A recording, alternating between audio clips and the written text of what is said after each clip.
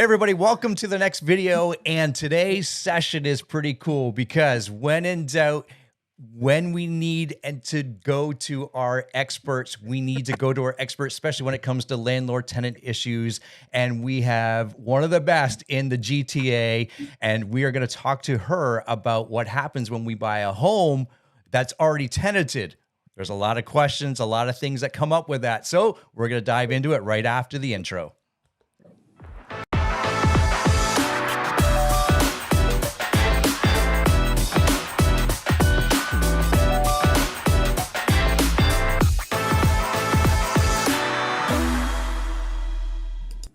All right, everybody. So I'm Gary McGowan, and on screen is one of our favorite paralegals in all of the GTA around the Toronto area, Bita Delisi. How are you? I'm good. I'm good. How are you? I'm doing excellent. Excellent. So there's a lot of things going on in the landlord tenant world, and you are, I'm going to use the word advocate. You might change that word, but you are a strong advocate for the landlord side. Tell us a little bit about the services that you provide, and then we'll get into the hot topic of today. Absolutely. So we are a landlord-based firm, and what that means is we provide support to landlords, small investors, big investors, realtors throughout the province of Ontario. So because the board has gone virtual, we are able to service all of Ontario now. And in the areas we work mainly for is non-payment of rent, late payment of rent, when a property is sold, if a tenant doesn't want to vacate, we are your guys. I love Or it. girl. And yeah, amazing team. How about that? And being a landlord for 15 years, I know, and as much as we want to think, hey, tenants pay on time 100% of the time, and we know that's not reality. And that's why businesses like yours and services like yours are so important to have at our fingertips, right, Bita? You got it. You know what? I even have issues with my own tenants. So I'm a landlord myself, and that's how I relate to landlords. I know the struggles. And I haven't had any problems for almost 20 years until just last year. So I'm going to share that story with you guys. Oh, I love it. Okay, do you want to dive into it? Like I know our topic today is I'm as a buyer, I'm buying a property that's tenanted, and we're going to answer that question. But I'd love to hear your story of the day.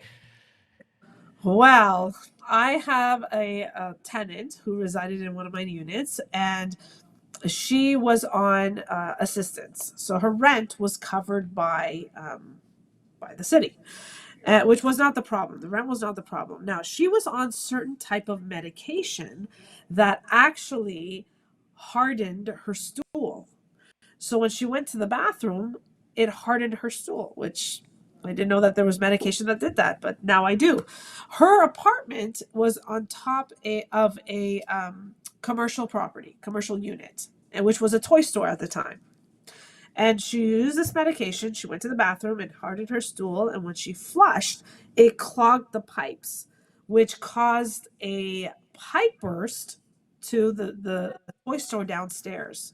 And there was $70,000 worth of damages. Oh, baby. And then this tenant just began to down spiral. She started cooking meth from her unit. Oh, yeah. And meth and cocaine, and she had people coming in. Like, she had, I would say, 35 people coming in and out of her unit within 35 minutes. 35 minutes. We finally got her evicted, but there was in excess of $35,000 in damages. And her being on social assistance, well, what are you going to go after? Right? Complete write-off. So I even have issues with my own tenants. It doesn't matter how you vet them in the beginning, right? You can be 1,000% sure. You can cross your T's and dot your I's. After they move in, it's a whole different ballgame. It is, and I know we've all got our stories. I don't know if I have one quite like that, but and Ben and I are going to do a segment or a series of videos, and I'm sure all these stories will start coming out.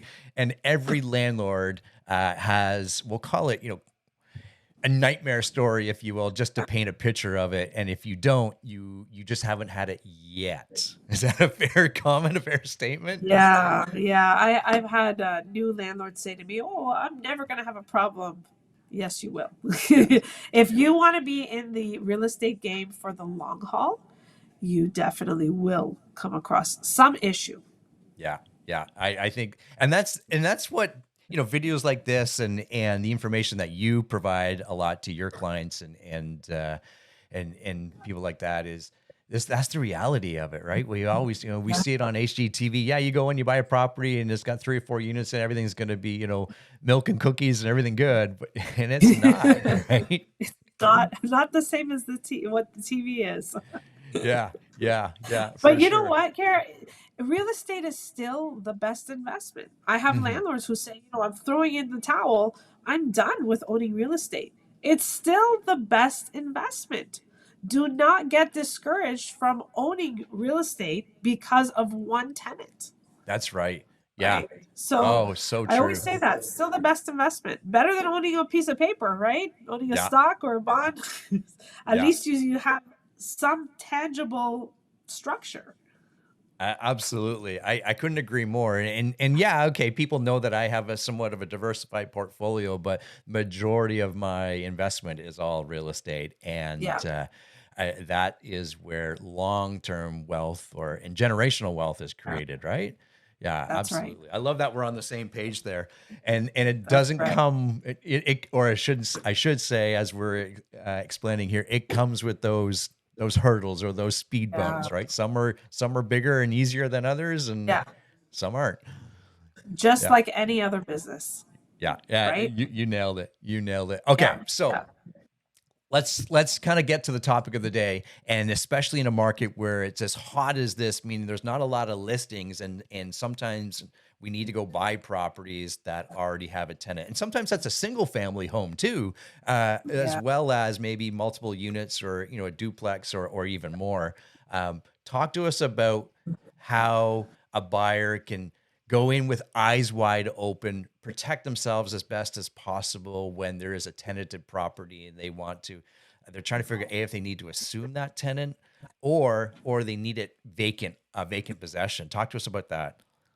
Okay. So, firstly, we are finding on our end, we are finding that with the rise in the interest rates, there are a lot of landlords that cannot afford to keep their rental properties, which is triggering the rise of rental properties being on the market.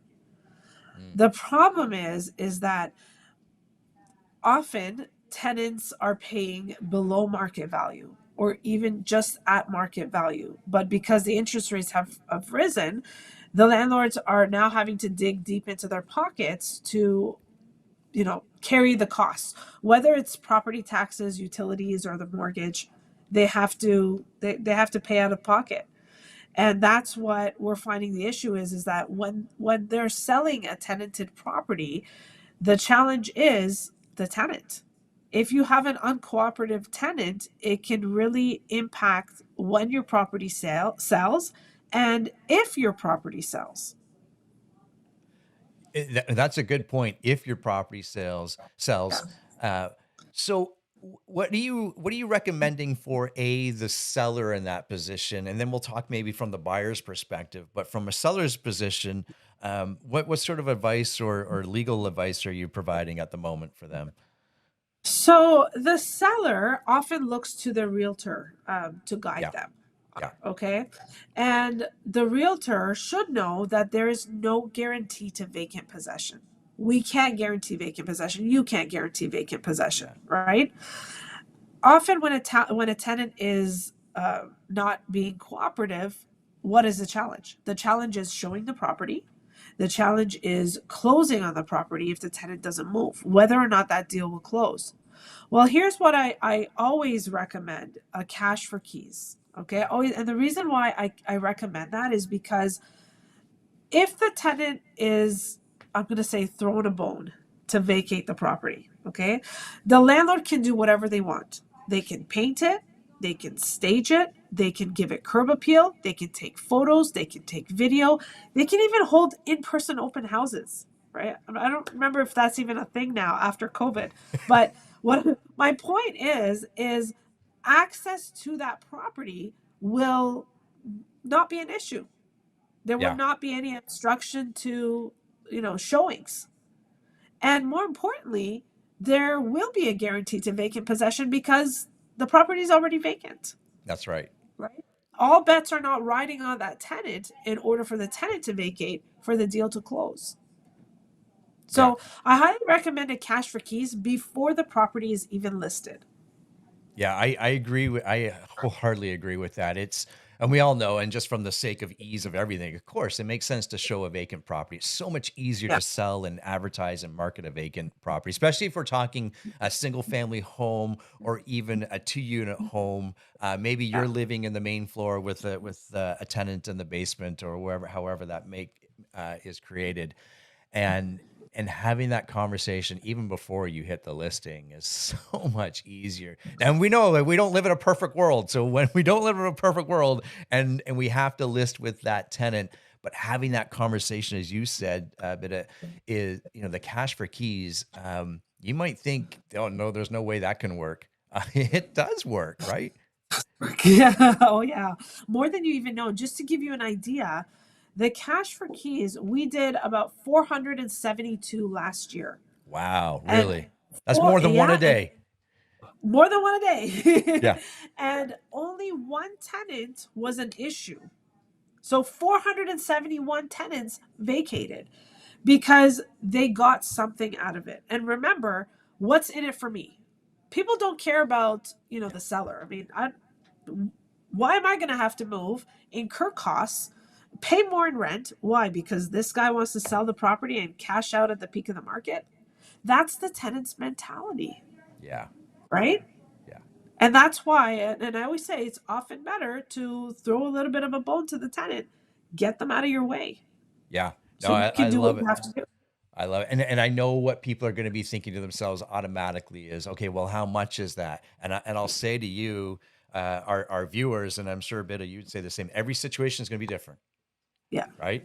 And there's no right or wrong answer. So reach out to people like Bida to talk about what that could look like, because trust me, every situation is going to be different. Just like you would sell your house, right? That's right. The value to one is going to be different that it is to the next person. So You you got might it. find yourself, you might not need as much as you thought, or you need a lot more. You need to think bigger and think about this too.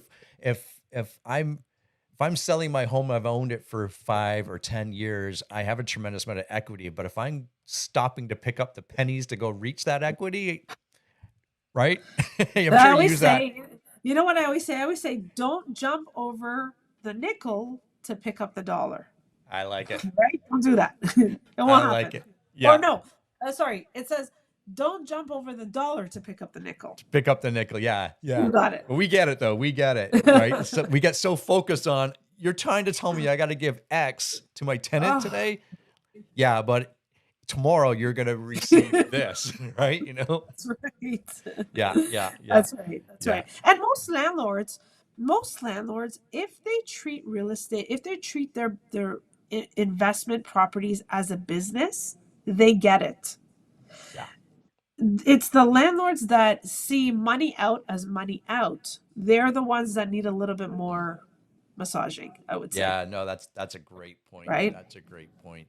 And talk to us about, if you can, as we kind of wrap up this, is how long of a process should that take? We know it's not a true science of a from beginning to end, but how long should we kind of guesstimate at what that looks like? From, hey, I want to list my house, I should go talk to my tenant, I should talk to someone like you, but until I get a vacant unit.